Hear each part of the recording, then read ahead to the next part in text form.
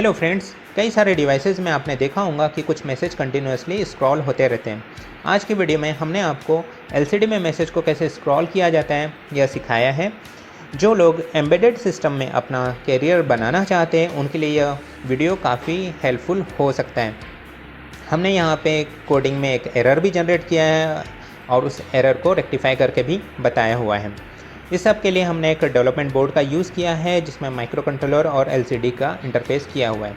Software burning method और एलसीडी के कनेक्शन को जानने के लिए आप हमारे पुराने एलसीडी वाले वीडियो को भी रेफ़र कर सकते हैं।